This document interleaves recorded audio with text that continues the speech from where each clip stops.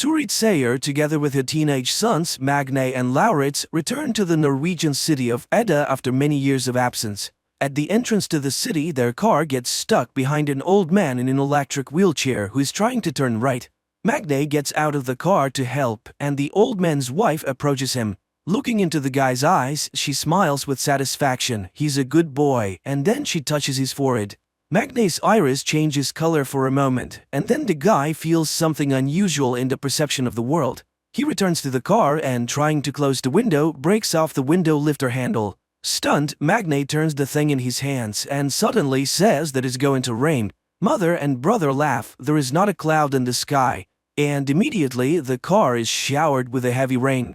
They continue on their way and get to their grandmother's old house. Lauritz is not happy that there is a shabby-looking trailer near the house, and Magne picks up an advertisement that calls for making the air of the city cleaner.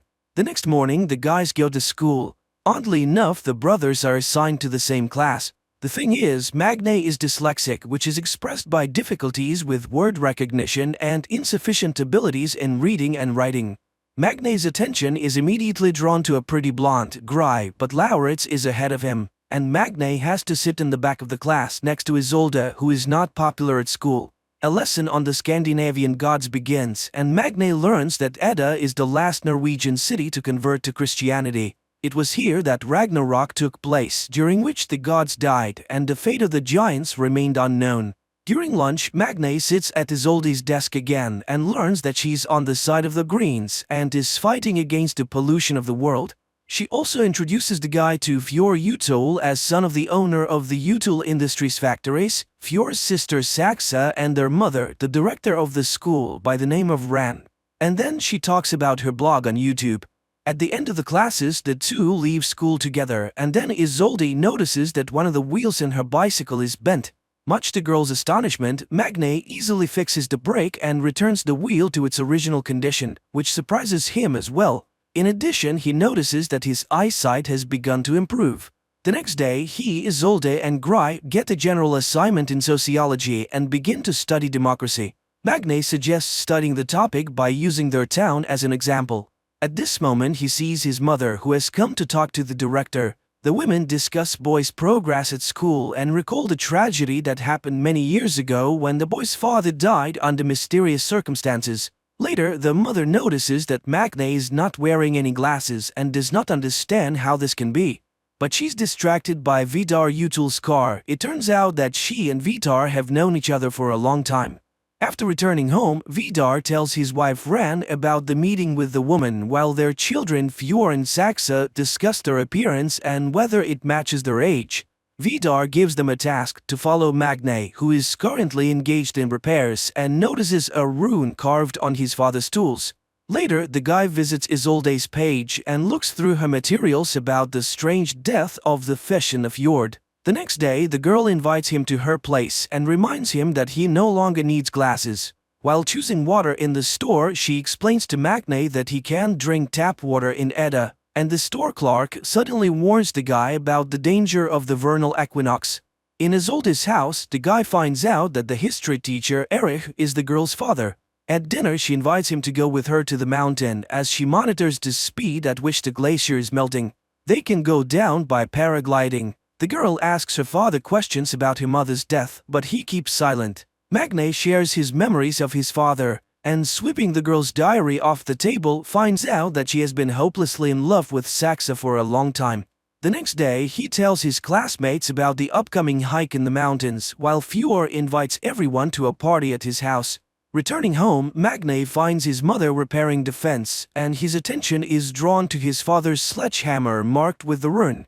The next day, Magne and Isolde go to the mountains. Soon they reach a blocked bridge, but Magne resolutely steps over the warning sign. Suddenly, the boy gets a text that his mother is unwell. He hurries to the city and Isolde goes on alone. Meanwhile, Vidar's car is driving along the mountain road. Stopping on the side of the road, Vidar goes outside, undresses, and starts hunting deer grazing on the mountain. With one blow, he kills the animal and rips out its heart. Meanwhile, Isolde reaches the glacier and sees her marks. She takes water samples and then notices the thawed entrance to the cave and photographs it. Once inside, she finds a door blocking the entrance to the depth of the cave. Standing over the fjord, Vidar eats the raw heart of the deer and emits a heart-rending cry, which frightens Isolde. Upon reaching home, Magne discovers that his mother is absolutely fine and, angry at his brother's stupid joke, goes outside. He sees Isolde paragliding down the mountain. Suddenly, the paraglider starts drifting towards electric wires.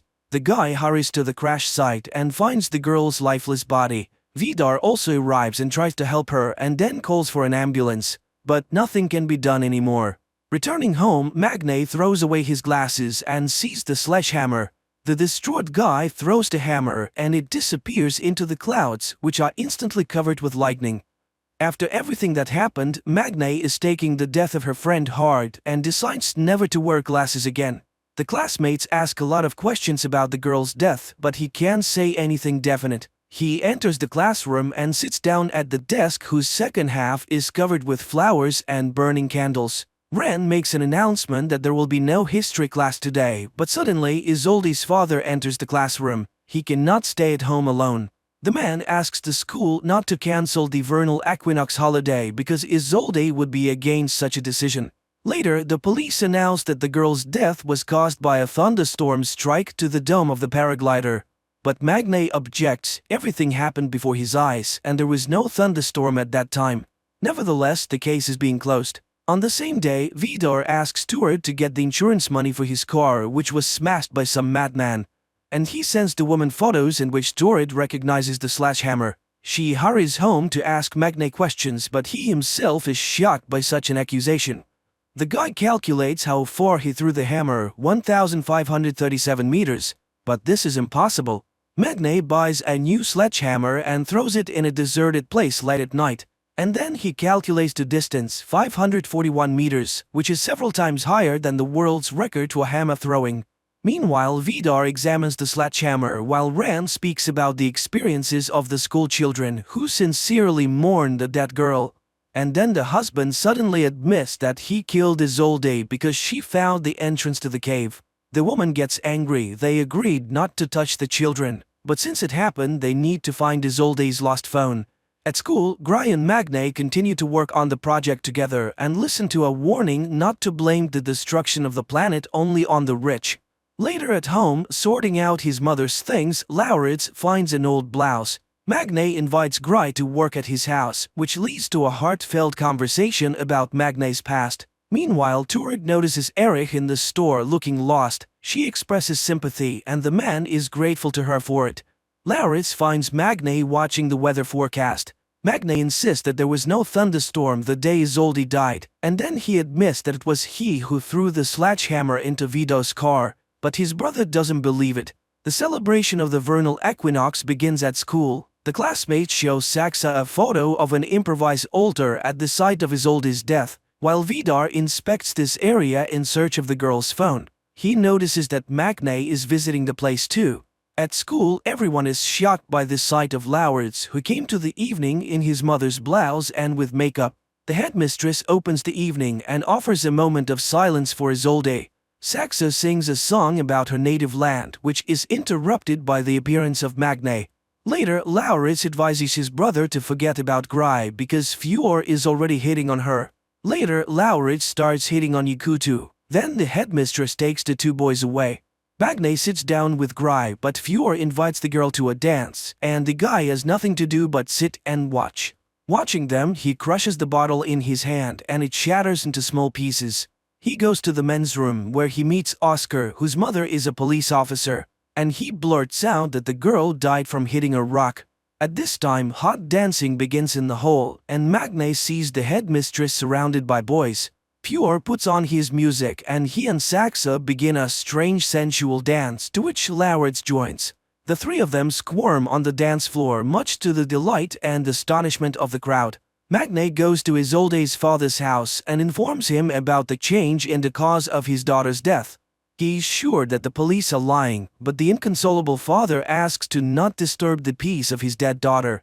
Out of anger, Magne easily moves the multi-ton car in front of the house, which terrifies Erich. At this time, Fjord, Lauritz, and Oscar are going to the altar, and younger Utul, ridiculing people's stupid beliefs, urinates on the burning candles. Oscar manages to record this and upload everything to the internet. Fjord orders the video to be deleted, but it has already gone online. Magne is reviewing numerous notes about violations of environmental regulations by Utul Industries, which Erich shows him, and he throws away the girl's diary because she has the right to personal secrets. And at Utul's house, the owner is feeding his dog when Ran shows him a scandalous photo from the altar. The husband promises to deal with this issue. Sex is trying to find out at least something new about Magne from Gry, who stayed overnight at their house, but she does not know anything. She goes to the bathroom and witnesses Vidar beating his son. The man is furious. People worship them too and sacrifice to them. Therefore his son insulted him with his act too. Frightened, Gry hurries to take refuge in Sax's room. The next day, Isolde's funeral takes place and everyone goes to church, but returning home, the Sayer family finds their home trashed. The brothers go to the homeless neighbor, accusing him of stealing from their house. He admits that he has been in the apartment, but only after another man who arrived there in a big black car accompanied by a dog. The brothers realize that it is Vidar but do not understand why he needed it. Later, Magne goes to see a therapist. He feels that everything has changed around him but does not find an explanation for this. He talks about the robbery and accuses the police of inaction, and the therapist tells Ren about the session. Back home, Magne tells his mother about the conversation with the neighbor and blames Vidar, but Turet says that it's absurd and does not want to hear anything about it, especially since Erich has arrived. He hands Isolde's laptop to Magne because his computer is already failing. The guy searches the computer and finds data on changes in natural conditions in the vicinity of Edda. The same evening, Ren tells her husband about the therapy session. She is furious. Not only did Vidar break into Magne's house, but the guy's neighbor saw him. And now everyone can find out about this inexplicable case. The next day, Gry confesses to Fjord that she saw the beating, and it shocked her. But he changes the topic of the conversation. The girl agrees to ride with him, but Lauritz and Saxa are also in the car. Meanwhile, Magne is talking to a police representative again. He knows for sure that there was no wind that day, but the woman objects. He said that he got to the city in half an hour and no one can do that. The young people are driving along a mountain road and Fjord puts on a song in the ancient Icelandic language, which is surprising to Gry. Suddenly, a bird breaks against the windshield of the car. Saxa and Fjord come out to look at it. The sister reminds them of the need to learn at least something about Magne and eats the bird. Puzzled by the officer's words, Magne goes to a deserted warehouse and starts jogging to see how fast he runs. He does a 100-meter dash in just 7 seconds. Meanwhile, Erich has given Isolde's jacket, which has traces of blood on it, and Vidar follows Magne and witnesses an accident in which the guy is hit by a snowplow. He joyfully announces to the family about Magne's death, who interfered with their affairs. Then Vidar confesses to the children that he killed Isolde because she found dangerous things hidden by them in the glacier. Ren reminds them of the danger they are exposed to by getting close to mortals. Meanwhile, the doctors at the hospital are perplexed. The guy who was hit by the snowplow has no injuries at all. Magne goes home, and he doesn't know that at this very moment the body of his deceased neighbor, who was a witness to the robbery of their house, was being brought to the morgue. At home, Turid thanks the gods for saving her child's life, and Magne makes another note: he is now also invulnerable. His sight and sense of smell also have improved. The next day, during the lesson, there is a skirmish when Magne blames the Utul plants for the emissions of harmful substances which caused the inhabitants of the fjord to die. Saxa resolutely defends her father. After the lesson, Magne asks the teacher to test the dried blood from Isolde's jacket. He is sure that there's someone else's blood on the clothes. At least they smell different. The woman is surprised by his sense of smell and agrees to run the test. Later, Gry asks him questions about the incident. He shows her the jacket and asks her to smell it, but the girl does not detect the difference at all. In the afternoon, a group of classmates goes to a cafe where Oscar breaks the news about Rand's behavior the previous evening, which he learned about from his friends. Saxa is outraged by the silly rumors and stirs the conversation towards Gry, who is still a virgin. This pisses Gry off, and she goes home where she finds her father in front of a can of beer. The man is upset. The insurance company refused to pay him money for his sick lungs. No one sees the connection between the disease and the emissions from the U2 factories. Meanwhile, Vidar is raging in his house. No mortal could have survived. Who is this guy? To which Ran promises to find out everything very soon, since in the evening the brothers will come to them for dinner. Magne and Lauritz go to the U2 house, unaware that they are the only guests of the evening. They are seated at a chic table and are treated to alcoholic drinks. The hosts do not skimp on the drinks. Vidar pours Magne mead, the drink of the ancient gods. Feeling intoxicated, Magne begins to behave inappropriately, and throwing an axe at the target hanging on the wall simply breaks it. And then he confides in Ren about his new strength. The woman is surprised and offers to fight with her hands. The guy promises to defeat her and holds out his hand. They begin to fight, and Magne realizes that he cannot defeat the fragile-looking woman. They fight without restraining themselves, and at some point he suddenly sees the true appearance of an ancient monster hiding behind the guise of the beauty. At this moment the table breaks down. Jumping up from behind the wreckage, Magne sees the woman in front of him again. He goes to the bathroom and after washing his face, looks up at the mirror and suddenly sees the face of an ancient warrior staring back at him.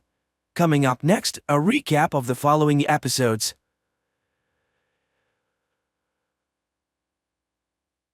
Choi, a young promising guy, goes for an interview at a large corporation. On the way, he contacts his fiancée, who wishes him good luck. And then, suddenly, right before his eyes, a man crossing the street gets hit by a car and flies right under Choi's feet. The guy tries to help him, but the poor man dies in Choi's arms. This shocks Choi so much that he can't even answer basic questions during the interview, and naturally, he's turned down for the job. He spends the next 7 years searching for work, working as a laborer, waiter, and taxi driver to pay off his debts while his friends gain experience and create families. He sends out thousands of resumes, goes to interviews, and believes he'll find a good job. But time passes, and nothing changes. One day, he goes for an interview at the same corporation as 7 years ago. After reading his resume, listing various odd jobs, the manager notes the guy's persistence, numerous certificates, and licenses he's obtained. Choi leaves the interview hopeful, but then he's told that his investments have completely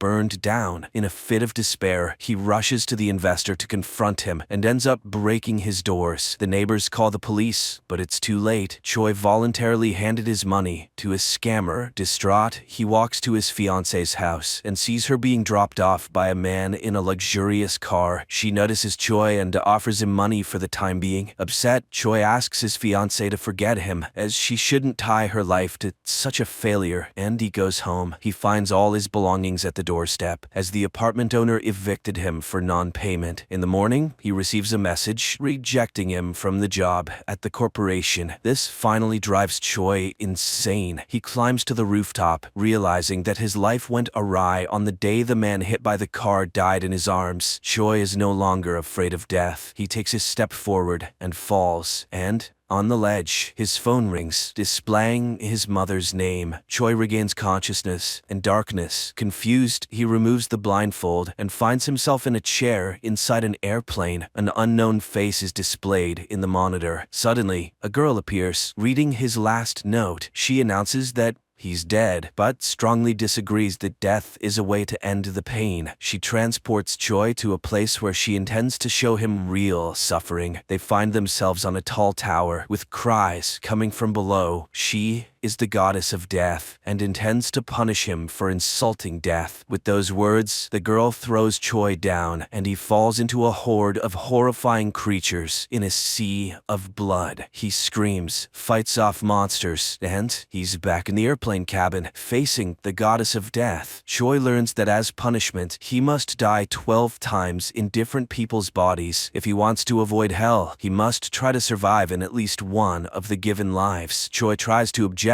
but death disappears. The plane's engine starts shaking, and a terrified Choi puts on a life jacket, despite the flight attendant explaining that it's just turbulence. Soon, everything stabilizes. Choi looks around the plane's cabin and marvels at the expensive items. Then, an unfamiliar glowing object appears before him, containing memories and skills of the person whose body he now inhabits. Choi finds himself in the body of the second son of the owner of the corporation, where he was so eager to get a job. The guy realizes he can continue his life with all this wealth and agrees to live on. However, the plane's engine explodes. Choi manages to reach his seat and fastens his seatbelt as the flight attendant is carried away into a gap. The plane explodes and Choi dies in the flames. But immediately he's reborn in a vast dark space, facing a glowing door leading to hell. Death sits at a table, loading a gun with bullets that will kill him each time, allowing him to transfer to another body. The glowing stone he saw will provide him with memories and abilities of the person whose body he enters. Choi doesn't understand the rules of this game. How can he survive if all the other deaths are just as inexorable? But Death believes it's his problem now. If he doesn't survive, he'll end up in the hell she intends to show him. Choi sees a burning space filled with cries and pain, and cries himself for not understanding his guilt. And then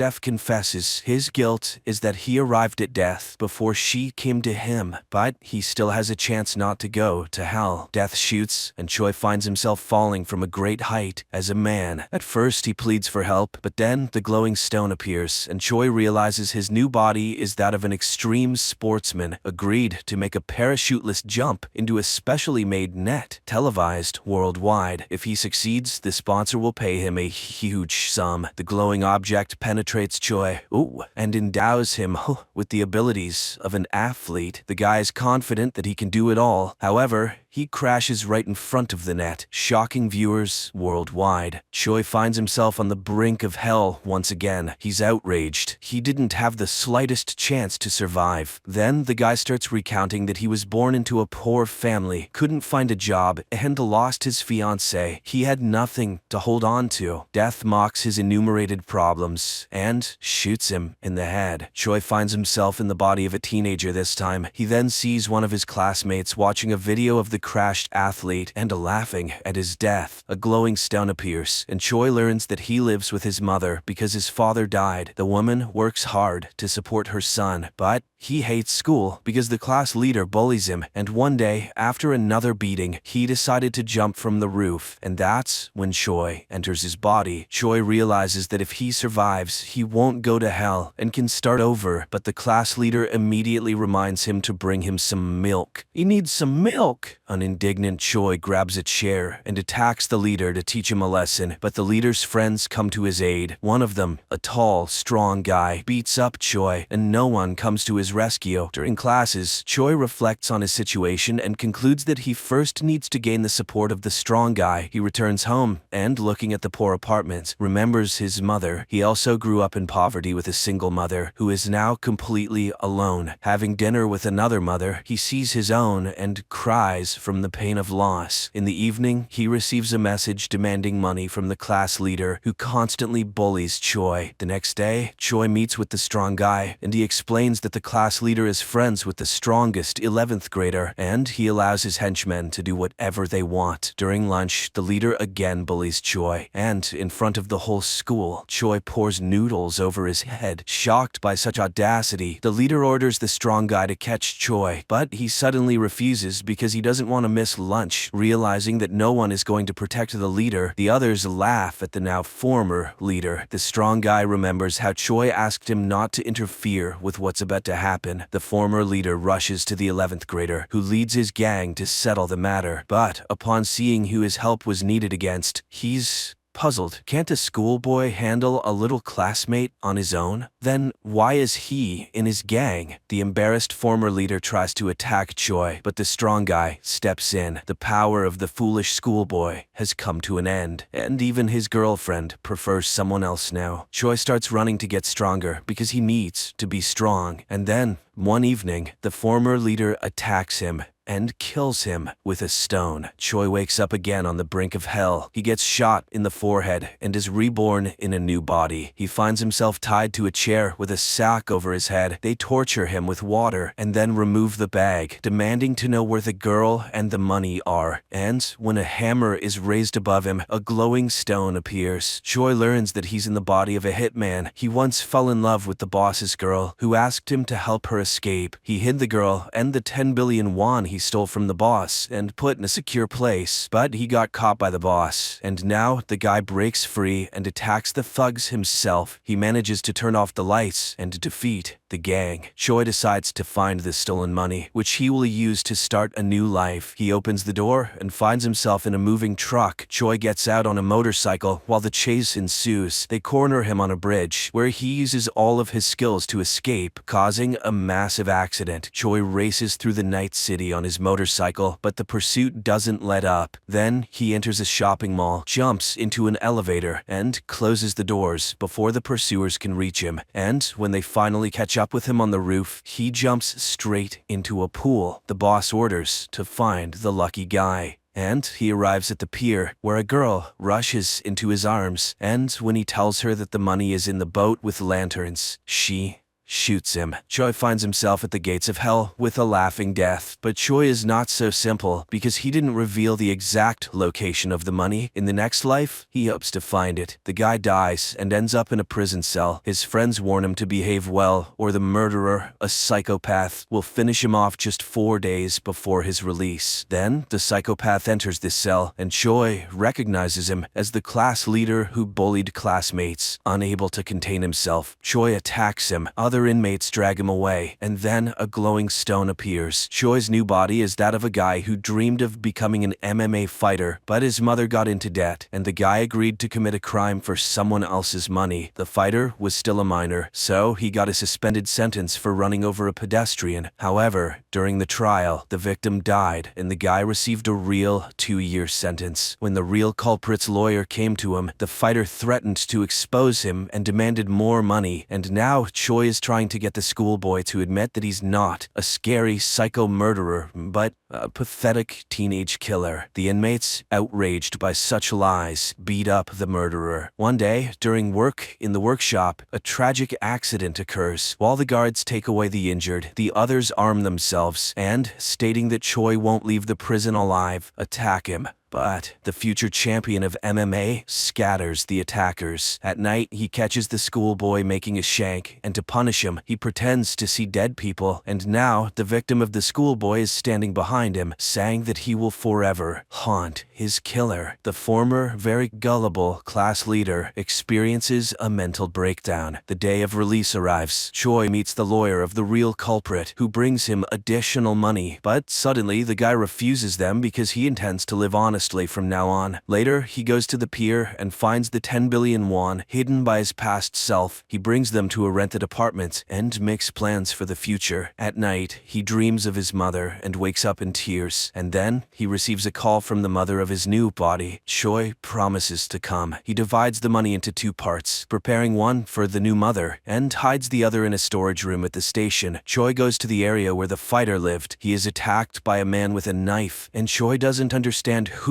wounded him. The man reminds him that he ran over his daughter with a car. The guy apologizes and confesses that another person committed the hit and run, and he took the blame for the money. The perplexed man stops when footsteps are heard and flees. It turns out that Choi's prison buddy caught up with him, but suddenly he confesses that he went to prison to kill the fighter and is now glad to have found him first because there is a reward for his head. The guy stabs Choi, who dies, regretting the money, and the phone rings, displaying the name of the mother. Choi finds himself before death again, but this time he cries, remembering his mother. Death is disappointed with his new failure, and he asks to be shot. In the next life, he finds himself in the body of a young guy, not far from the train station. Choi runs to the storage room and manages to retrieve the bag with the money at the very last moment. Then he sees a guy on a poster, and the appearing stone informs that the guy works as a model. Choi goes home and admires the expensive furniture. Then Then a call comes in, and a friend of the model reminds him of a party. Choi goes to the party and realizes that he can't handle alcohol because he gets drunk quick. Suddenly, the CEO of the corporation where he tried to get a job several times at appears, and Choi tries to get to know him, but then he completely indulges in the fun. He wakes up when his older brother wakes him up. It turns out they have a whole cafe to take care of, and when his brother leaves, Choi has to take responsibility for it, and on this day, he needs to work as a waiter. And then, at the cafe, enters his fiancée from his previous life, Ji-sil. The guy is completely speechless. He remembers how they met when the girl lost several pages of her first book, and he picked them up, and how he suggested they break up because he considered himself unworthy of her. And now, a new meeting. Choi's brother, noticing his awkwardness, informs him that the girl is a famous writer. Choi immediately Googles and learns that the girl's novel recently won a contest. It was dedicated to her favorite guy. Choi remembers the night before he jumped from the roof. Apparently, in that envelope was her prize money. Upset, the guy leaves to find the girl's book. As he reads it, he realizes that it was based on their shared experiences and events. He told her that no one would cherish her more than he did, and he promised never to let her go. Now, in the cafe, he remembers that he promised to give her a fountain pen after the publication of her book because, according to her, every true writer should have one. That evening, he secretly bought the pen and asked for it to be engraved, but he never gave it to her. Then, the man who he saw in front of her house that day approaches Ji-sil, but now he is with his family and calls the girl his sister. Choi realizes his mistake. The next day, he meets the girl with her favorite tea and asks for permission to tell her the idea of a new book. He tells the story of a person experiencing a series of deaths. The girl is amazed because he narrates everything so realistically. She asks for the hero's name, but instead, Choi asks for her autograph, and suddenly he sees the same pen in the girl's hands, which, it turns out, was given to her by Choi's mother. From that day on, he meets with her daily and told her what his supposed hero was going through. The girl was astonished because everything sounded so realistic, as if he were talking about a real person. One day, he gave the girl a red umbrella because it was raining outside. He returned to the cafe, where a waitress broke a glass, and he helped her clean up the shards and cut his hand. Then, police sirens sounded in the distance, and the girls who entered the cafe began talking about the accident victim. Choi rushed to the scene of the tragedy and saw the broken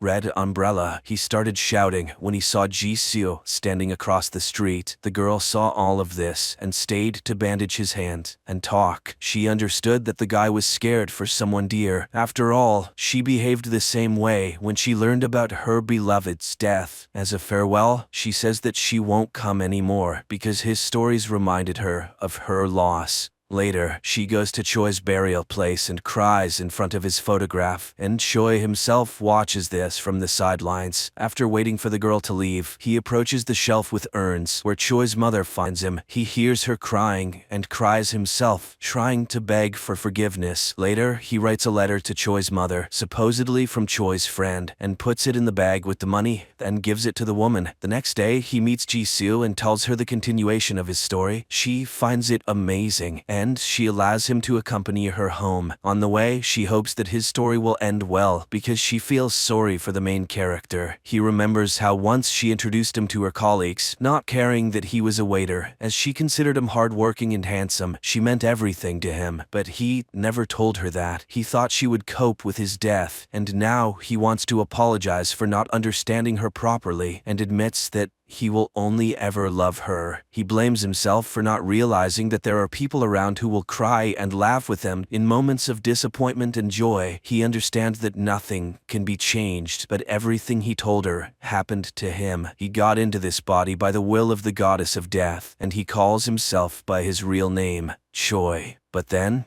a car runs into them. With fading eyesight, he sees the director of the same corporation stepping out of the car, who is upset, with a broken bumper, and he remembers that in their lives, he had encountered this man more than once. It was he who was responsible for the airplane crash, eliminating his brother as a competitor in that way, and for running over the girl, and now he calmly kills Choi. Later, the police and doctors remove the consequences of the accident, and Choi comes to his senses on the brink of hell and promises to himself to destroy this scoundrel. And then, He grabs a gun and shoots the goddess of death. An amazing idea, excellent special effects, and a very deep meaning. And not in vain, according to many film critics, this series has become a real breakthrough in Korean cinema. Friends, I highly recommend watching it. At the moment, only 4 episodes have been released, and I'm eagerly awaiting the continuation.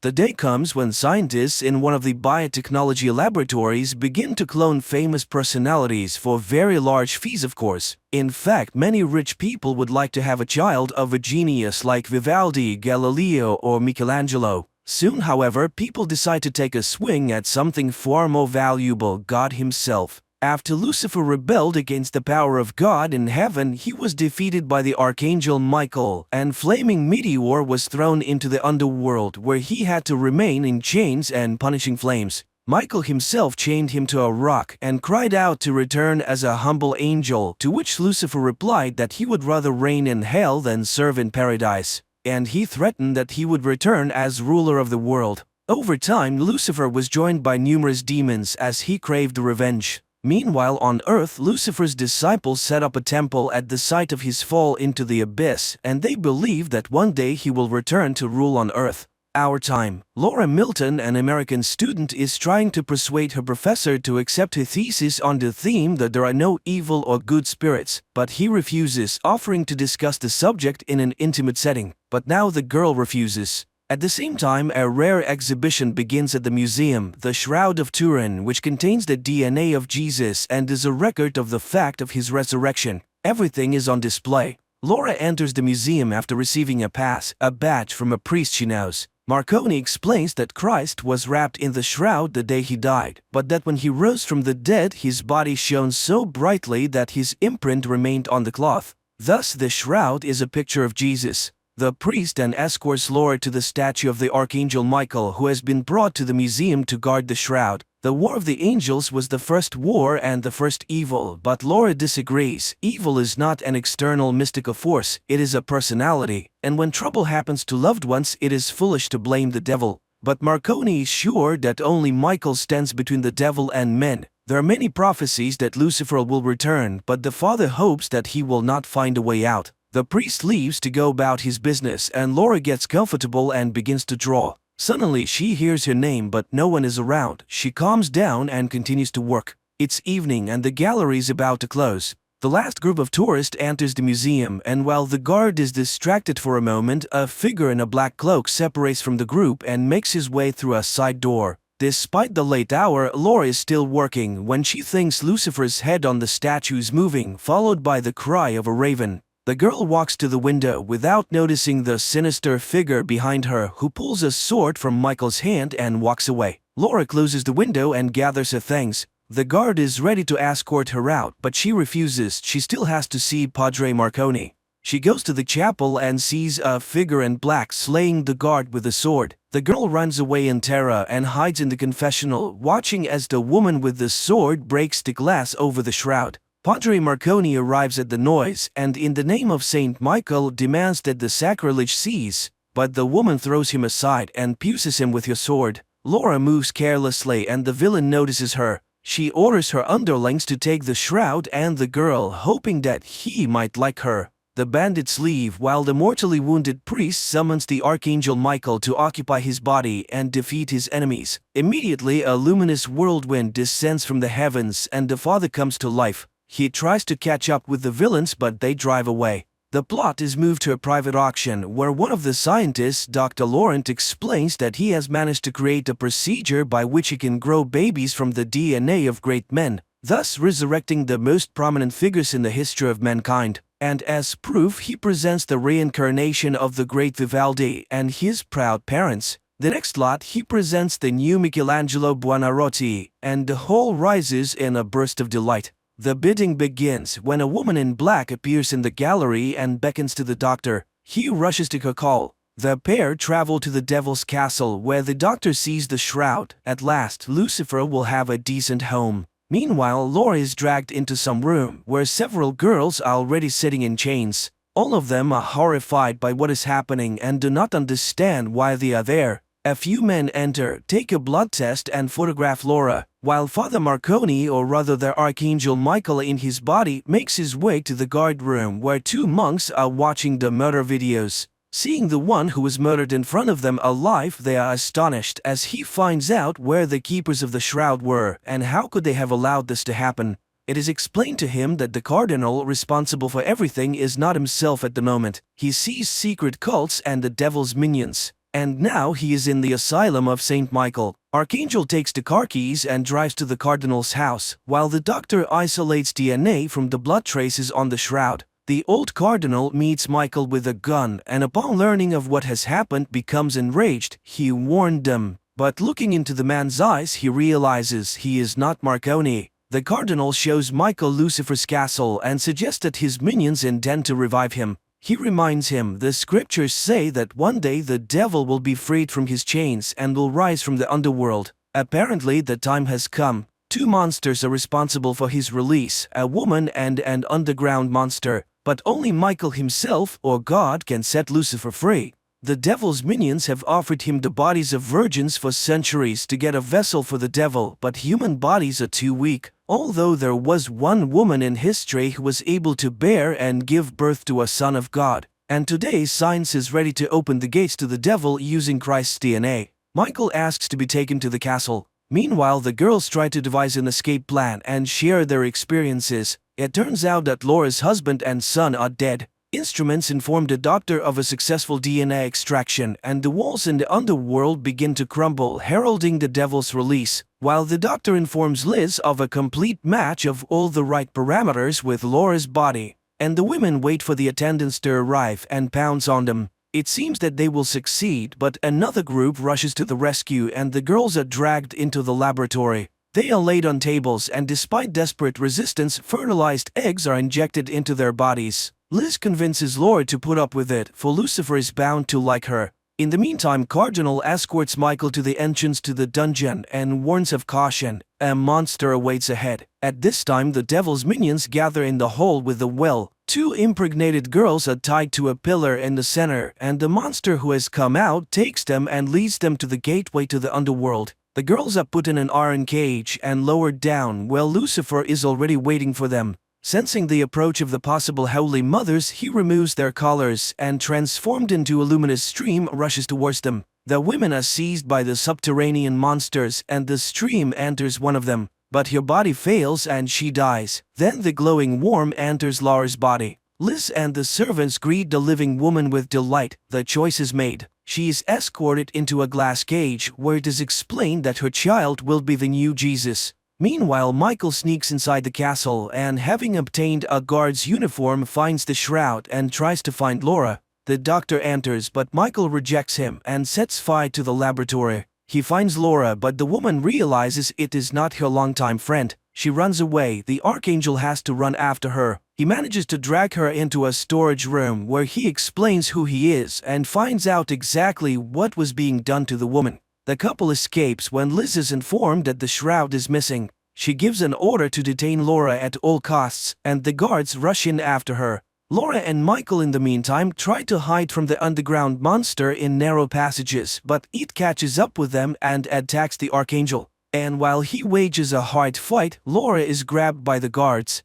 The enraged woman threatens Liz to kill herself and the child, and she orders her to be taken to a cell. Meanwhile, Michael is captured and put on a chain in the dungeon while Laura is tied to a bed. Liz is willing to do anything to keep the baby. After gathering all his strength, Michael breaks the chains and frees himself, while the castle guards search for the shroud hidden in the dungeon. The monster manages to see the Archangel descend into the underworld. After reaching the bottom, he's attacked by the imprisoned souls and discovers that Lucifer has been freed and his sword is missing. Then the demon of greed, Mammon, flies to him and announces that they will soon close the gate and Michael will remain here instead of Lucifer, and he scoffs at his foolishness to come down in a mortal body. The Archangel is chained to the rock with Lucifer's sword. Laura meanwhile sees her child in an ultrasound, and he suddenly calls out her name. The woman wakes up terrified and sees Liz nearby, who finds out what Lucifer told her, and then tells the story of a brave warrior and a tyrant who were equals.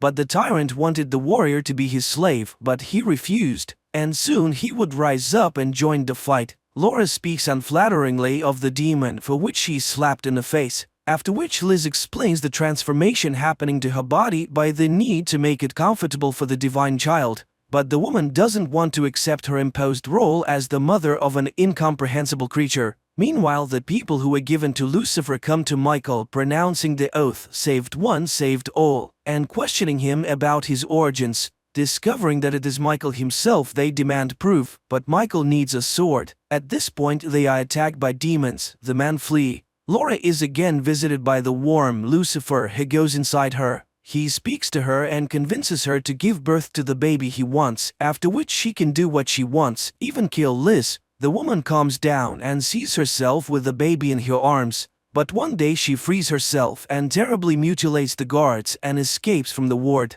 When she sees the consequences of her actions, she is horrified. What has been done to her? She manages to make her way to a warehouse, and after locking herself inside, she drinks a canister of chlorine. Liz finds it and promises that soon Lucifer will consume her completely, and then she will find peace. But then Laura suddenly gains unprecedented strength, grabs the hated Liz, and spews the contents of her stomach on her. From Laura's womb, Lucifer himself begins to speak to Liz and demands that the woman be killed as soon as he is born, and to destroy all who knows of what is happening. Laura is imprisoned in a glass sarcophagus to prevent any further attempts to kill the child, and Lucifer returns to the underworld where he sees Michael and taunts him. He offers an alliance that no one will be able to defeat, but the archangel refuses to support the rebel. He thanks Michael for his new home, the body of Jesus himself, which will be his own.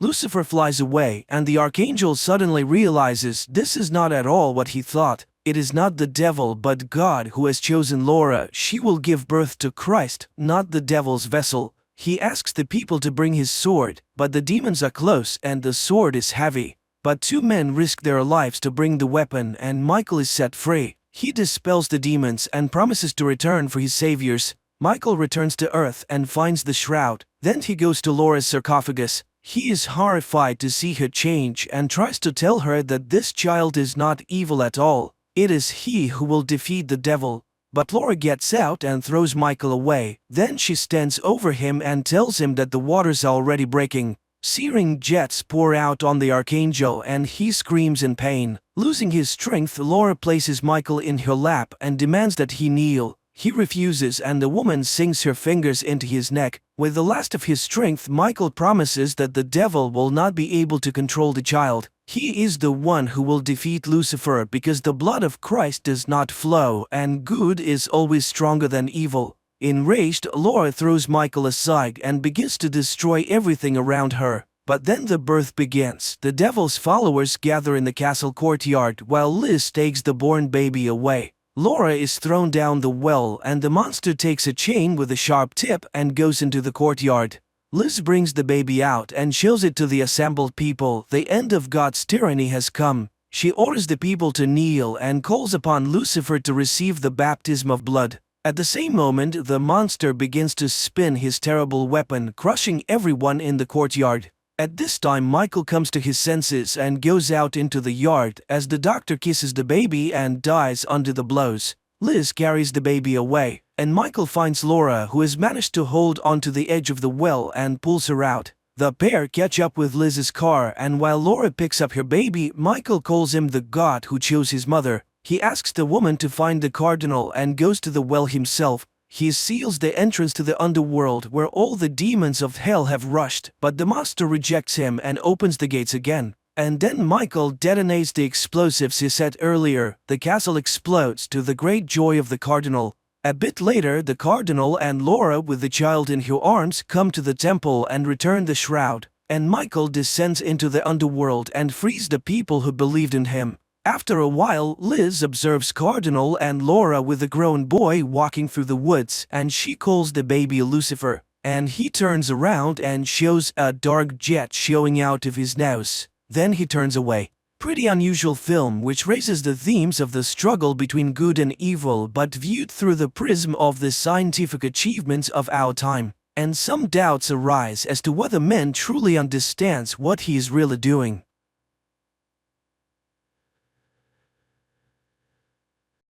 welcome to the show.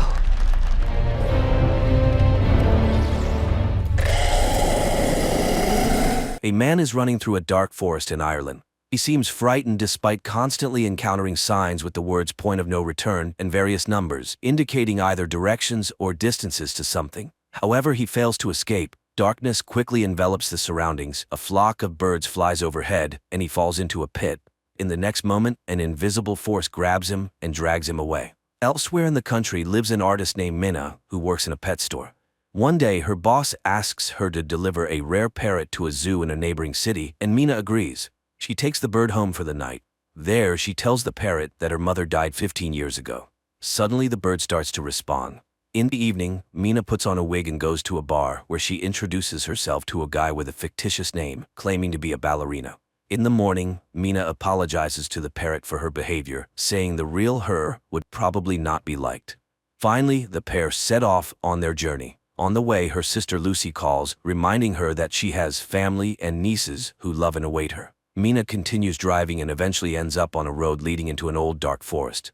Unexpectedly, the car breaks down and stalls, and the connection also mysteriously cuts off. Taking the parrot's cage, Minna steps onto the road to seek help, but the forest is dark and empty. When she returns to where she left the car, the road is deserted. Minna continues to wander through the quickly darkening area, talking to the bird to keep herself cheerful and suggesting they name it Darwin. Suddenly, she notices a woman running past and decides to follow her. Minna catches up with her near a small forest cabin, and the woman, opening the door, orders her to come inside quickly if she wants to live. Naturally, Minna rushes into the cabin. The elderly woman is named Madeline. She has been living here for some time with two other young people, Ciara and Daniel. She immediately orders Minna to stand in front of a mirror because the watchers cannot enter inside but observe from outside, coming every night after sunset. Standing by the mirror, Minna suddenly hears sounds like applause. Madeline confirms her suspicions. The watchers are applauding the appearance of a new object. In the morning, Minna announces that she intends to leave. Although the others assure her it's impossible, she heads into the forest. Madeline catches up with her, explaining that the forest causes hallucinations, but it is possible to survive here. The signs scattered throughout the forest mark the boundary from which a person can reach the cabin before dark. But if you go beyond the boundary, there will be no way back. They were made by a man named the Professor, but where he is now, no one knows. That night, Daniel puts on a show for the watchers, presenting them with the newcomer, but they ask her to behave as usual. Meanwhile, Ciara turns on the music and dances, as she does every evening. Minna, on the other hand, finds discs with recordings of Love Search TV shows. In the morning, she and Ciara go to gather medicinal herbs because her missing husband asked the girl to take care of Daniel. Then the man went to search for a way out and disappeared. Ciara explains that recently they found strange burrows scattered throughout the forest. That's where the watchers go during daylight hours. She believes she has been in the cabin for almost 5 months. Later, Madeline announces the safety rules. Never leave at night, never open the doors for anyone, always try to stay in the light. Strange life begins with entirely identical days.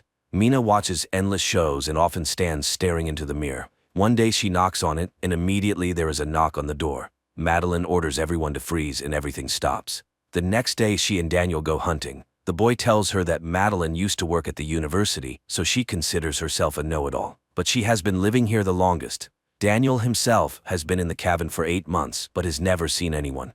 After listening to the boy, Minna convinces Daniel to help her explore a burrow. Using a rope, Minna descends, explores it, and finds old items, newspapers, toys, pieces of electronics, and an old bicycle, which she ties to the rope and sends up. But then strange sounds, similar to those heard at night outside the cabin walls, echo from the darkness. Minna screams and the rope falls at her feet. Climbing out into the light, Minna leaves the dangerous place, and they calmly examine the items. With the bicycle, it might be possible to escape from here, but Madeline has a rather strange reaction to this. Meanwhile, Daniel manages to assemble a surveillance system from the found pieces of electronics and installs a camera by the door. At night, everything goes as usual. Ciara dances when there is a knock on the door, and Daniel suggests that a person has come. Madeline forbids opening it, but they hear the voice of Ciara's husband. Ciara tries to prove that it is John by asking him what book she is reading, but he does not answer. Although they bought this book together on his advice, the man begs to be saved from death. Ciara asks to look into the camera, but when he leans towards it, something drags him into the forest. Immediately there is a knock on the mirror stronger than ever before. Madeline stands in front of the people, as if shielding them, and the knocking stops. In the morning, Madeline throws the bicycle into the burrow, demanding that they no longer break the rules. Later, Mina recalls her sister and mother, who invited the girls for a car ride. The weather was beautiful and Mina opened the window. Her mother asked her to close it because the wind was bothering her, but Mina didn't listen, mimicking her mother, who got distracted from the road. The tragedy happened, for which Mina still feels guilty. Winter soon arrived. The days grew shorter, the nights colder, and food became increasingly scarce. Quarrels began to flare up among the cabin's inhabitants. One day, Sierra left for the forest. Mina caught up with her, and she confessed that she felt John was real. She runs to the house from where Daniel's screams are heard, angry with Madeline and Mina, refusing to let them inside.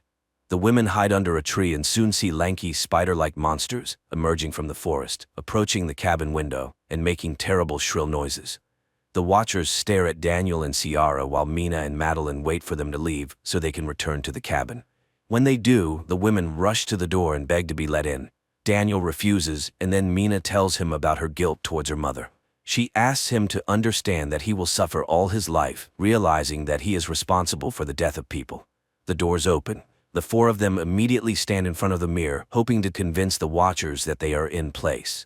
Madeline admits that she tried to protect them from certain things. She used to teach history and mythology, and unlike them, came here voluntarily. Only here did she realize how dangerous this place was. Once she hunted alone and saw herself at sunset. Not an exact copy, but very similar. The Watchers are an ancient species with many names: changelings, winged ones, fairies. They study people to impersonate them, and they will never let them leave. Knocks and the voices of the cabin's inhabitants are heard outside. Then Daniel finds a hatch in the floor, which they didn't even know existed. Descending, they discover a well-fortified and equipped living space filled with food and equipment. Mina turns on an old computer, and a video recording shows the face of the professor, whose real name was Rory Kilmartin. He was the first to study the Watchers and tried to learn about their origins. In 1979, the scientist found this place, which he called Wonderlamp. Every evening, the Watchers came to his window and studied him. For many years before this, the professor's colleagues laughed at him, not believing his tales. Then he built this bunker, using the labor of men from nearby remote villages. He chose the lonely or those with bad habits so that their disappearance would not attract much attention, as every evening he convinced them to have dinner outdoors. Hiding inside, he watched the Watchers deal with them. Thus this bunker was built on blood. One day, a Watcher appeared before him in the form of a girl with red hair. She was very different from the others, as if she were unique and looked curious and harmless.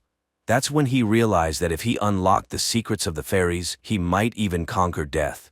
He did the impossible, lured this girl into a cage and began experiments on communication, trying to befriend her. She changed form, sometimes turning into a frightening creature with long arms, but seemed to listen to him.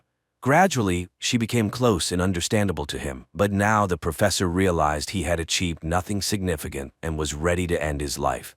He hid a boat by the river, and this is the only way out. Just follow the birds. He asked the survivor to go to his university office and destroy all the documents found there, and now he will go to her and stay here forever. In the last recording, they see Kilmartin climbing up. Gunshots are heard, and then all is quiet. Realizing that this is their last night in the forest, Sierra turns on the music and invites Daniel to dance, but he seems upset about leaving. He says his family is dysfunctional and he has nowhere to return to. Then the girl offers to let him stay with her for a while until they find him a good occupation and place to live, as they have become good friends. In the morning, the group sets out to escape, guided by the signs and Mina's parrot, whom she asked to lead them. Soon they reach a massive stone disc in the ground, covering the entrance to a huge tunnel. Madeline explains that this is where the last representatives of the ancient fairy race were locked up, who were once very friendly with humans. After many centuries, they managed to surface, but now the friendship has turned into hatred. They stay here because they are held by magic, so they need to run far away. They walk all day. Dusk falls, but there is no river or boat in sight. It starts raining, and they fall into despair when they see huge flocks of birds flying in one direction. They run after them and reach the river. The women rush to the boat when Daniel hears screams behind him and sees John. He returns for him, rejoicing that the man survived, but it turns out to be a changeling. The women scream, begging Daniel to run, but he doesn't hear and dies at the hands of the Watcher, who then takes on his form while Madeline, Mina, and Ciara sail down the river. The women wake up in the boat and see that they have returned to civilization. They stop a bus and ride to the city, listening to music and only now realizing that it's over. Later, Mina goes to the university where Kilmartin worked, posing as his niece to enter his office and fulfill his last request.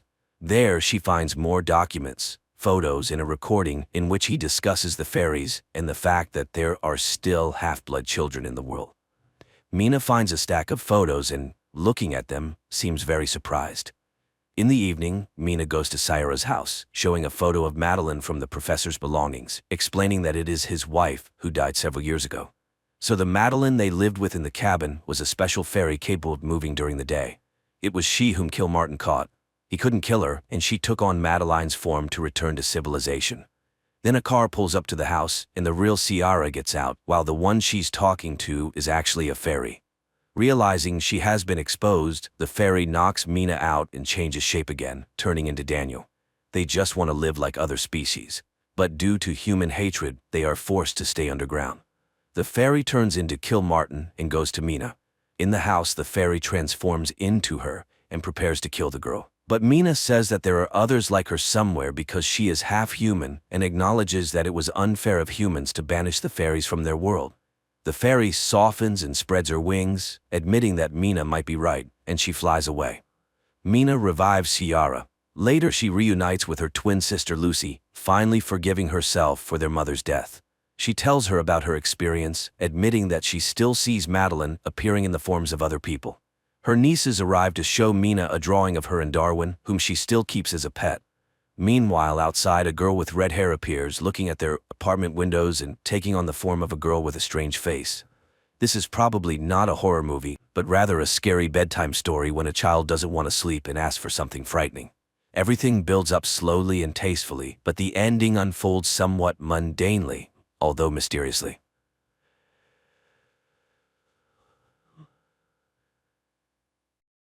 After a fight with her fiancé, Michelle packs her things and leaves, placing her engagement ring and the apartment keys on the table.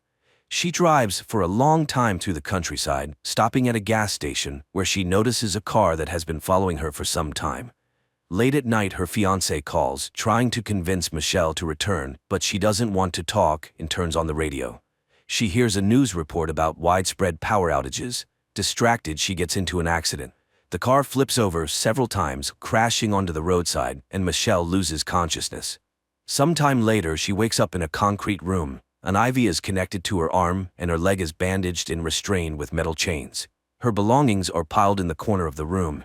Using the IV stand, Michelle reaches her phone, but there's no signal. Then she hears footsteps, and the door opens, revealing a large man who places a tray of food in front of her. She begs him to let her go, promising she won't tell anyone, but the man tells her that he's not letting her die, and after leaving the key to her shackles, he walks out. Michelle frees herself, gets dressed, and sharpens the end of a crutch, preparing to fight for her freedom, but the man is gone, so she sets a piece of clothing on fire and pushes it into the ventilation duct. The fire alarm goes off, and when the man runs in, he injects her with something, causing her to pass out. When she regains consciousness, Michelle sees the man sitting by her bed. He tells her that she's actually very lucky to be there. She must eat and take her medication because humans have been attacked, though it's still unclear what kind of attack it is. They are now in a bunker beneath his farm. He saw her crash and couldn't leave her to die. Michelle insists on calling the police, but the man explains that the outside world is contaminated. It will take at least a year for the air to be breathable again, and that's only if it was a simple attack.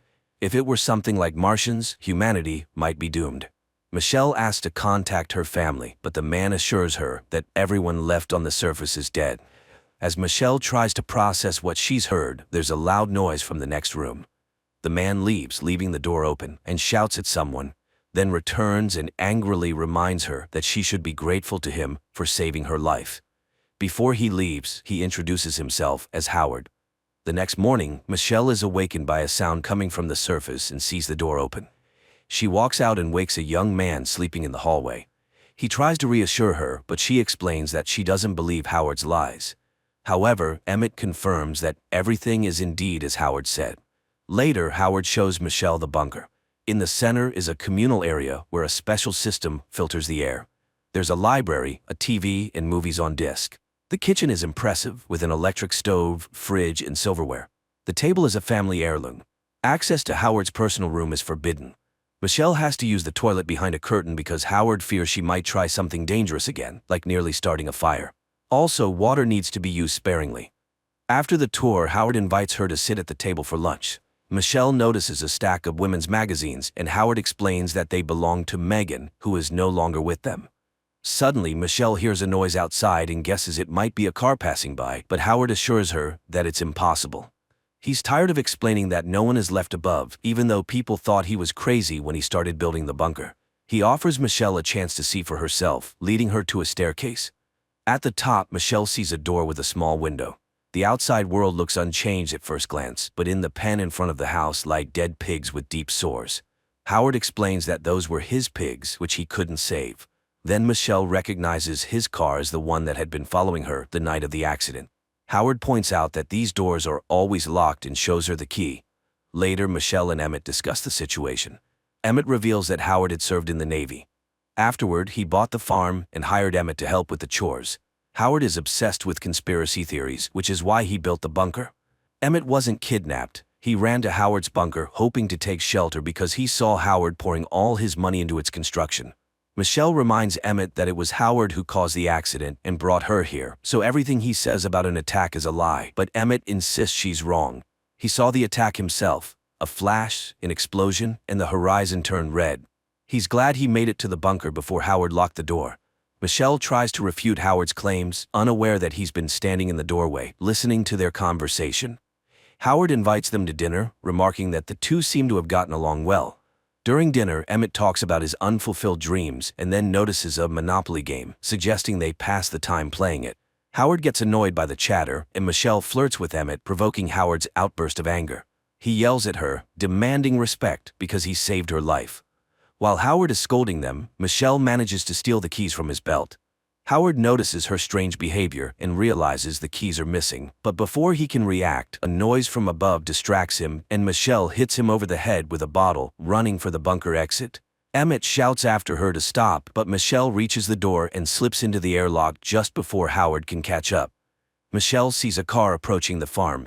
She screams, trying to get the driver's attention, but a woman suffering from a severe skin infection runs to the window, desperately begging to be let into the bunker. Howard forbids Michelle from helping the woman, saying it's too late to save her. Realizing that some sort of attack has indeed happened, Michelle returns to the bunker. Later, Howard admits that he caused Michelle's accident, but it was this accident that saved her life. Howard lends her some of Megan's clothes and sends her to shower since she was near the door. He reveals that he recognized the infected woman as his former neighbor. Since most people knew about his bunker, others may come here too. Howard demands that Michelle stitch up the wound she caused and starts telling funny stories from his time in the Navy. Michelle begins stitching up Howard's wound as he continues to share stories, praising her for her efforts. Later, he brings a box containing her belongings from the car and asks her about her life. Michelle admits that she had dreamed of becoming a fashion designer. Howard in turn shares that his daughter Megan had wanted to be an artist. He shows Michelle a picture of Megan, a young girl, and laments that after his divorce, Megan's mother turned her against him and took her to Chicago. Howard expresses frustration that people don't care about their safety, but at least he tried to protect them. Later, Emmett comforts Michelle, telling her she couldn't have saved the woman outside even if they had let her in, she would have died anyway. They reminisce about their past lives. Emmett, who had been awarded a scholarship to a polytechnic school, admits he got scared and never left for it. Michelle, meanwhile, reveals how her father used to beat her, leaving her terrified of confrontation throughout her life. Emmett reminds her that, despite everything, they're the lucky ones. They survived. Over the next few days, the three of them begin to coexist somewhat peacefully. They play games, prepare meals together, and make small attempts to adjust to their new lives. One day, a loud noise echoes from above. Howard suggests that, if it's the military, it's not Earth's military. The flashes they saw earlier were just the first phase. Now, the second phase, clearing out the territories, has begun, likely by alien forces. Suddenly, the air filtration system fails. Howard asks Michelle to climb through the ventilation shaft to restart the system, as she's the only one small enough to fit. She agrees and begins crawling through the ducts. Eventually, she reaches the filtration unit and manages to restart it. But while she's there, she spots something disturbing. a message etched into the glass that reads, "Help," along with a bloody earring lying beneath a ladder. The earring looks exactly like the one Megan was wearing in the photo Howard showed her. Shaken, Michelle tells Emmett about her discovery, suspecting that Howard might have done something to Megan. Upon closer inspection, Emmett recognizes the girl in the photo, not as Megan, but as Brittany, a classmate of his sister who went missing years ago. A second photograph falls from the book, showing Howard and Brittany dressed in the same clothes that Michelle now wears, standing together in the bunker. Realizing the danger they're in, Michelle and Emmett decide to plan an escape. They quietly start gathering materials. Michelle cuts a makeshift biohazard suit from a shower curtain, and Emmett constructs a homemade gas mask. Their plan is to take Howard's gun, tie him up, and then one of them will go for help.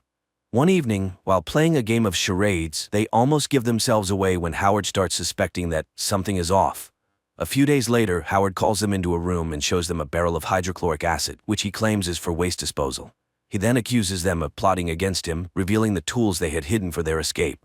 Furious, Howard dissolves the tools in the acid as Michelle and Emmett look on, horrified. Trying to protect Michelle, Emmett takes the blame for the attempted escape, admitting that he used the tools to try and make a weapon. Howard, seemingly accepting Emmett's apology, coldly shoots and kills him. Shocked and heartbroken, Michelle watches as Howard calmly reassures her, promising that no one will ever harm her again. He begins taking care of her, offering her ice cream and talking about how they'll create a happy life together in the bunker. Determined to escape, Michelle rushes to finish her biohazard suit while mourning Emmett. But one night, Howard discovers the suit hidden among her belongings. Michelle manages to slip past him, but Howard catches up, scolding her for her ingratitude. In a desperate move, Michelle knocks over the barrel of acid onto Howard, causing a fire to break out in the bunker. She grabs her biohazard suit as a severely injured Howard tries to attack her, but she traps him under a heavy shelf and makes her way to the exit. By now, the bunker is engulfed in flames. With the fire spreading, Michelle crawls through the ventilation shaft, dodging Howard's attempts to stab her through the vent grates. She reaches the air filtration room and quickly dons her biohazard suit. Using a can of nitrogen, she freezes and breaks the lock on the outer door, finally escaping the bunker. Outside, Michelle heads toward a car, but tears her suit in the process. Panicking, she seals the rip with duct tape she finds in the vehicle. Just as she's about to relax, she notices a flock of birds flying freely overhead. Realizing that the air isn't toxic, Michelle removes her gas mask, but before she can celebrate, she spots an alien spaceship hovering in the distance, behaving almost like a living creature. As Michelle watches in horror, the bunker explodes behind her, drawing the attention of the alien ship. She frantically searches for the car keys, but can't find them. She runs to the car of the woman who had tried to get into the bunker earlier, but the car alarm goes off, alerting the alien. Terrified, Michelle hides in a nearby shed, where she finds the corpse of the infected woman. Searching the body, Michelle locates the car keys just as the alien creature begins investigating the shed, trying to force its way through the animal door. Taking advantage of the alien's distraction, Michelle sprints toward Howard's house, but as she reaches it, the alien ship flies overhead, releasing a poisonous gas. Michelle quickly puts on her gas mask and survives the chemical attack. She hides in the car, but the alien begins probing the vehicle, testing its defenses. When it becomes clear that the car is too difficult to breach, the alien ship lifts the vehicle into the air. Inside the car, Michelle finds a bottle of flammable liquid and a lighter. She quickly makes a Molotov cocktail and throws it into the alien ship's mouth-like opening. The resulting explosion destroys the alien, and the car crashes to the ground.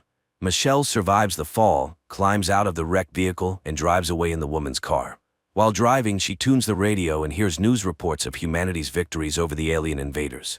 There are instructions for survivors to evacuate and a call for those with medical training or combat experience to head to Houston. As Michelle stops to listen to the full message, she notices a sign pointing toward Houston. She drives in that direction, determined to help, and as lightning flashes, she glimpses an even larger alien ship looming in the sky. The film may not be a masterpiece, but the team's skillful execution is undeniable. The script draws you in gradually, raising unsettling questions about who can truly be trusted.